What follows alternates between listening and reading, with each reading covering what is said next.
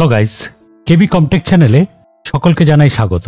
এক্সেলের if formula সম্বন্ধে আপনারা সবাই জানেন।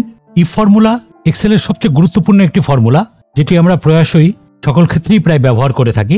কিন্তু যখন আমাদের একাধিক কন্ডিশনের উপর ইফ ফর্মুলা লিখতে হয়, তখন একটি ইফের ভেতর আরেকটা ইফ, আবার যদি কন্ডিশন হয় তখন সেই ইফটার ভেতর আবার ইফ, তারপর আবার ইফ, এরকম পরপর অনেকগুলো ইফ একটা ইফের মধ্যে ব্যবহার করতে হয়, যাকে বলা হয় নেস্টেড ইফ।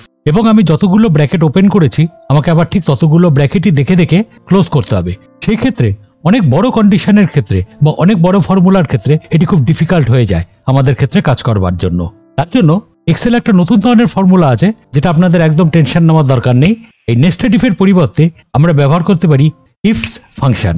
এই ফাংশনটি নেস্টেড ইফের কাজটিকে অনেক সহজতর করে দেয়। এই ছোট্ট ভিডিওটির মধ্যে আমি সম্পূর্ণভাবে আপনাদের বুঝিয়ে দেবো এই ইফস ফর্মুলা কিভাবে কাজ করে। তাই জন্য ভিডিওটি স্কিপ না করে অবশ্যই পুরো দেখুন। আর চ্যানেলে যদি নতুন হয়ে থাকেন, অবশ্যই চ্যানেলটিকে সাবস্ক্রাইব করবেন। আর ভিডিওটি যদি ভালো লেগে থাকে, অবশ্যই একটা লাইক আর কমেন্ট করে দেবেন। তাহলে চলুন শুরু করা যাক আমাদের আজকের এই ভিডিওটি।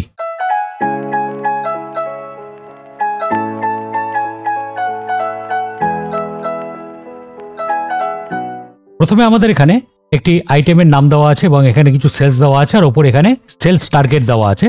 সেলস টার্গেট যদি 15,000-এর বেশি হয়, তাহলে এখান থেকে চেকিং করে তাহলে সেগুলোকে দেখাবে হায়ার, যদি কম হয় তাহলে দেখাবে লোয়ার, আর যদি সমান সমান হয় তাহলে দেখাবে ইকুয়াল। তাহলে আমরা এখানে আগে নর্মাল ইফ সেটা আগে একটু ব্যবহার করে নিই। তাহলে আমরা এই জায়গাটায় ফর্মুলাটা লিখছি equal to if first bracket.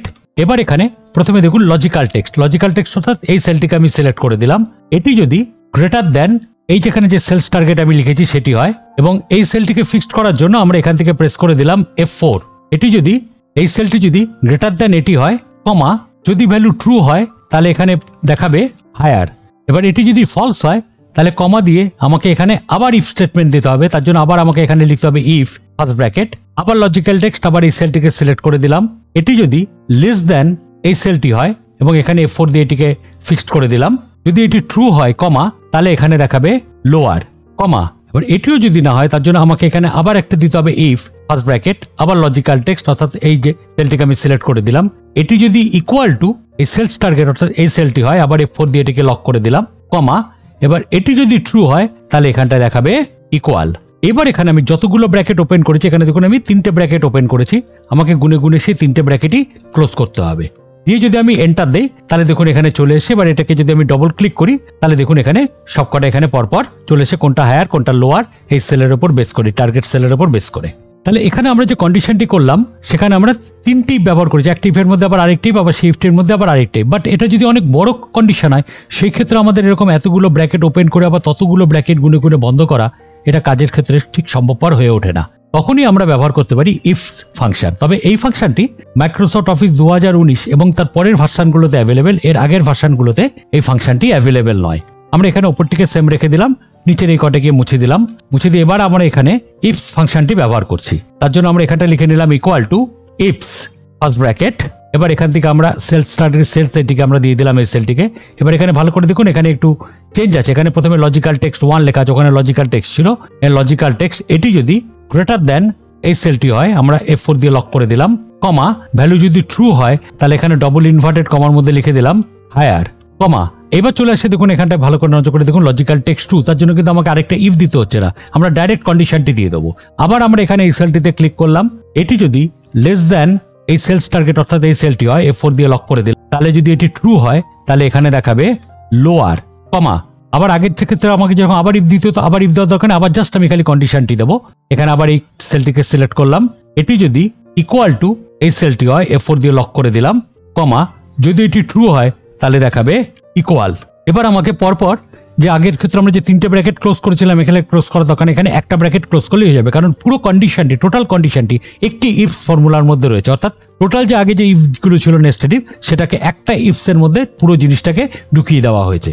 এখানে আমরা একটা ব্র্যাকেট ক্লোজ করলাম, ক্লোজ করে এন্টার দিলাম, তাহলে দেখুন এখানে চলে এসে, বাট এটাকে যদি আমরা ডবল ক্লিক করি দেখুন একই রেজাল্ট এখানটায় শো করছে। এবার আমরা চলে আসলাম পরের এক্সাম্পলে। এখানে কিছু স্টুডেন্টের নাম দেওয়া আছে আর মার্কস আর গ্রেড দেওয়া আছে। আমরা আগেও করেছি, গ্রেড বার করেছি, কিন্তু ইফের মাধ্যম দিয়ে আমরা যদি গ্রেড বার করি তাহলে আমাকে অনেকগুলি ইফ লিখতে হয়। একটা ইফের ভেতর আবার আরেকটি ইফ এই গ্রেডের জন্য। যদি এখানে গ্রেডের সংখ্যা কম আছে, যদি আরো বেশি হয়, তাহলে প্রচুর ইফ আমাকে লিখতে হয়, নেস্টেড ইফ, একটা ইফের মধ্যে আরেকটা ইফ। এবং সেক্ষেত্রে ব্র্যাকেট দেওয়া প্রবলেম হয়ে যায়। যদি একটু গন্ডগোল হয়ে যায় তাহলে ঠিক মতন কন্ডিশনটি কাজ করে না। কিন্তু সেই নিয়ে আমাদের কোনো টেনশন নেওয়ার দরকার নেই, যেহেতু ইফস ফাংশন রয়েছে।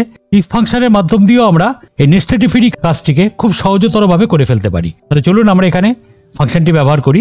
তাহলে আমরা এখানটা লিখে নিলাম equal to ifs first bracket, এবার লজিক্যাল টেক্সট 1 অর্থাৎ মার্কস, অর্থাৎ এটি যদি লেস দ্যান 30 হয় এখানে গ্রেড অনুযায়ী, কমা, তাহলে এখানে প্রিন্ট করবে ডি, কমা।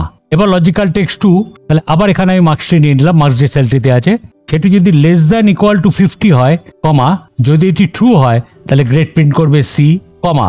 এবার এখানে আবার লজিক্যাল টেক্সট 3 নিয়ে নিলাম, এটি যদি লেস দ্যান ইকুয়াল টু 80 হয় তাহলে এখানে প্রিন্ট করবে বি, কমা। আবার এখানটা লিখে নিলাম লজিক্যাল টেক্সট পরেরটি, এটা যদি লেস দ্যান ইকুয়াল টু 100 হয়, কমা, যদি ভ্যালু ট্রু হয় তাহলে এখানে প্রিন্ট করবে এ।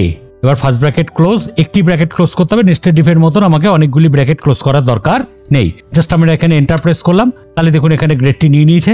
এবার আমরা যদি এটিকে ডবল ক্লিক করি তাহলে এখানে দেখুন সবকটা গ্রেড পরপর নিয়ে নিয়েছে, এখানে যে মার্কস আছে সেই গ্রেডিং এর উপর বেস করে। তাহলে বুঝতে পারলেন ইফস ফাংশনটি কতটা সহজতর। নেস্টেড ইফ লিখতে গেলে আমাকে যেরকম অনেক হেডেক নিতে হয় যে কতগুলি ব্র্যাকেট ওপেন হলো, সে কটি ব্র্যাকেট আমাকে গুনে গুনে বন্ধ করতে হবে, সেই প্রবলেমটি এখানে একেবারেই নেই। কিন্তু এই ইফস ফাংশনটি মাইক্রোসফট অফিস 2019 এবং মাইক্রোসফট অফিস 365 এ অ্যাভেলেবেল, এর আগের ভার্সনগুলোতে অ্যাভেলেবেল নয়। ভিডিওটি ভালো লেগে থাকলে অবশ্যই লাইক, শেয়ার এবং সাবস্ক্রাইব করবেন, আর কমেন্ট করে অবশ্যই জানাবেন ভিডিওটি কেমন লাগলো। পরবর্তী ভিডিও খুব তাড়াতাড়ি নিয়ে আসছি, সঙ্গে থাকুন।